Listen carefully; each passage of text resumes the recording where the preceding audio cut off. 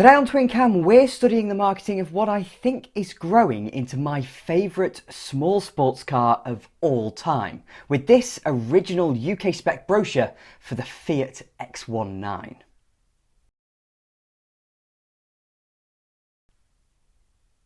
The X19 can almost be approached as a car that should never have existed, as there were all kinds of disagreements regarding its design, production and overall existence.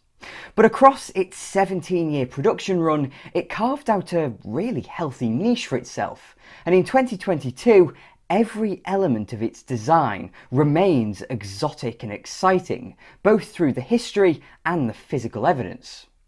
But enough of that for now, as of course, as many of you will already have seen, I have done a full video on a real X19. So to this brochure itself. The X19 was launched in Italy in 1972, but it took until 77 to make it over to British shores. Then from 1982 onwards, Bertone, who designed the car and built the bodies, took on full production, with the car being badged up as the Bertone X19. So we can immediately date this brochure as being between 1977 and 1982.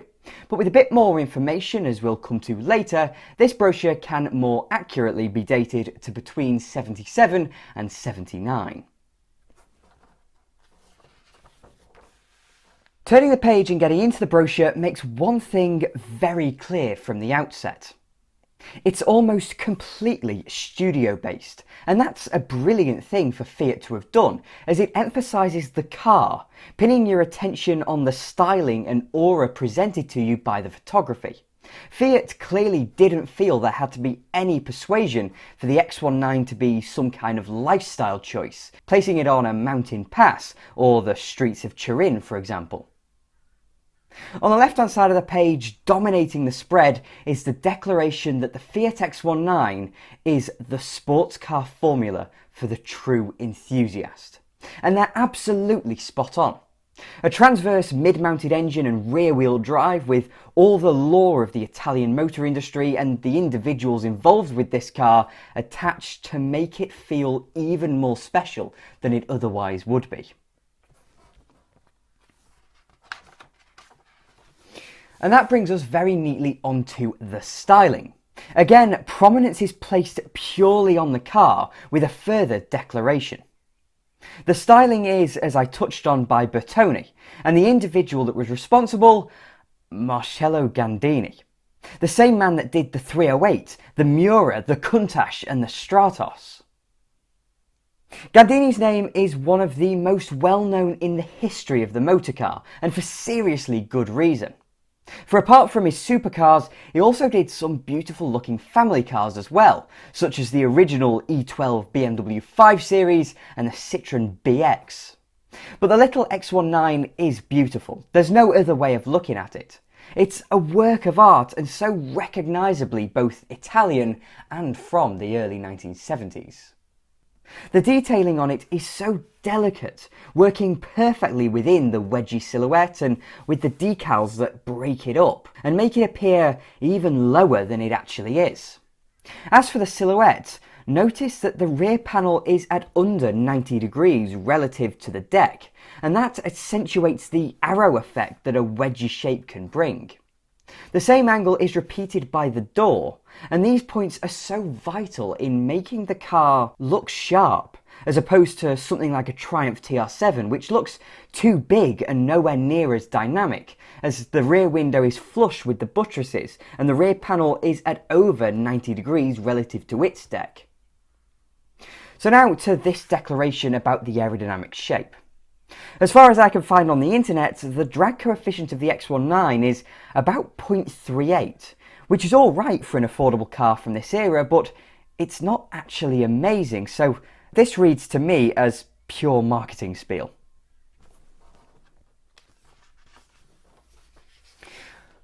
On this page we get more into the X19's underskin properties, and it's here that the brilliant styling is matched by some really effective and economical engineering.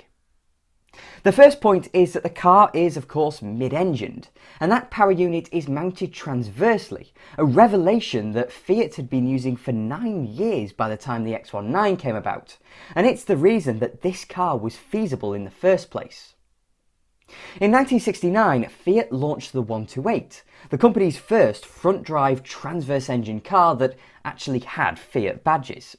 And the X19 was made possible by simply moving the power unit to behind the driver. Its relationship with the wheels in the X19 is exactly the same relationship with the front wheels in the 128. It's a very simple conversion, and it allowed, in the process, the first ever mass-market, affordable mid-engine sports car. And the engine isn't from any old 128, but the hottest 128 3P, with the 1290cc variant of the famous overhead cam Fiat engine. This fact is how we distinguish this brochure as being from between 77 and 79, as for a bit more punch they later gave the X19 a 1500cc engine alongside a 5-speed gearbox. Next along is safety, and the X19's biggest market was the United States, who used to love a little sports car. But thanks to people like Ralph Nader, the US was suddenly taking safety very seriously, and there was a very real chance that convertibles were going to be banned on safety grounds. So it was important to Fiat that the X19 met any new safety standards the US may have mandated. And this is why the car isn't a full convertible, but a Targa top instead, with the solid roof mounted beneath the front end. And beneath that front end and beneath the roof, if it's in there, is an awful lot of luggage space, all things considered, vastly improved by the transverse engine. Despite the fact that it is a tiny car, there's comfortably enough room for a week away's worth of luggage. And part of the UK spec X19 special were suitcases that matched the design on the seats. Which is utter madness. I mean, I love this design. It's so 70s and has an exotic aura to it as well, but remains incredibly striking. Again, with the green paintwork and the deck chair upholstery, it needs the blackened studio setting to really highlight it, because there's no need in this instance to jazz it up with some kind of cliched Mediterranean setting. And there's more 70s-ness, because pop-ups, they're just cool. There's not really much more to say.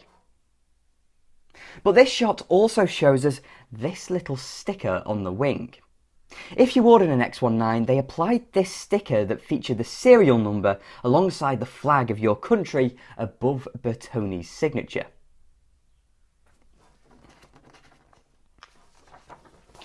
Over this page we have the first shot that's outside the studio setting, and it doesn't even feature the car prominently.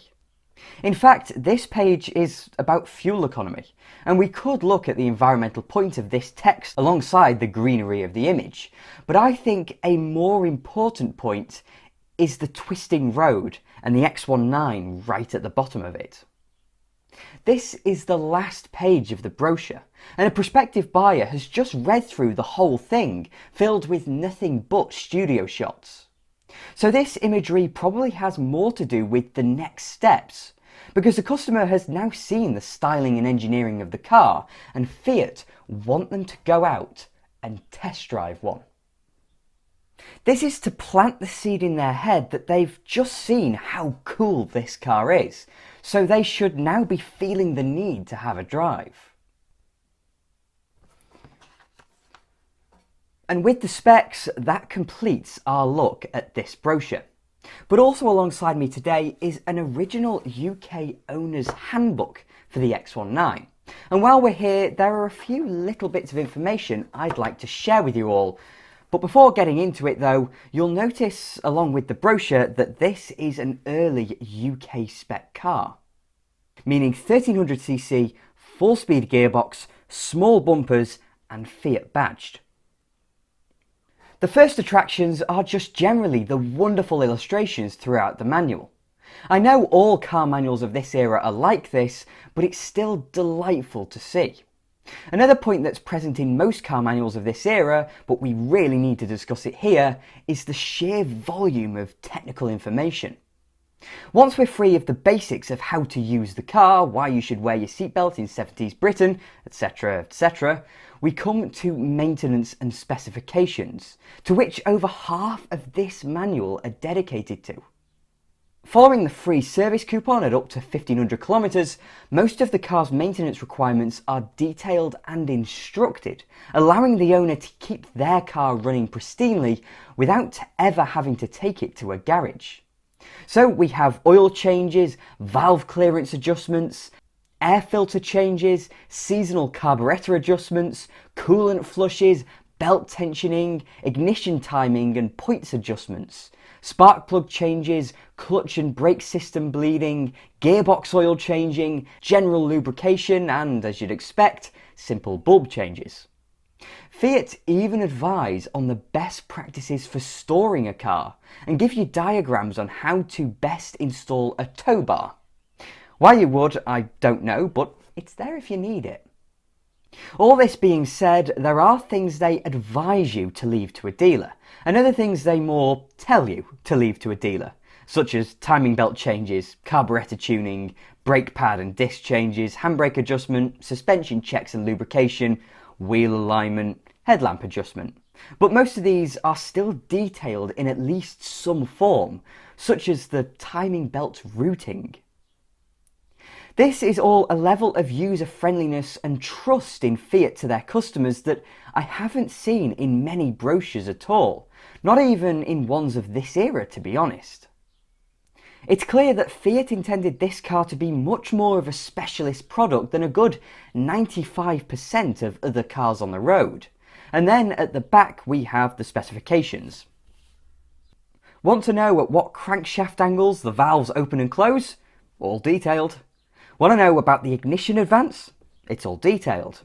Want to know about the final drive? Detailed. Want to know about the camber and tow angles? All detailed. This owner's manual is not only a very rare document considering its age and provenance, but it's also one of the most concise, enthusiast-oriented examples of literature I've ever seen attached to a road car, and that certainly is something to boast about. On that note, thank you very much for watching. If you enjoyed the video, then please do click like and subscribe to TwinCam as well. I'm forever indebted to my wonderful Patreon supporters, so if you'd like to support me that way, then please do follow the link in the description. And I'll have more videos coming along soon.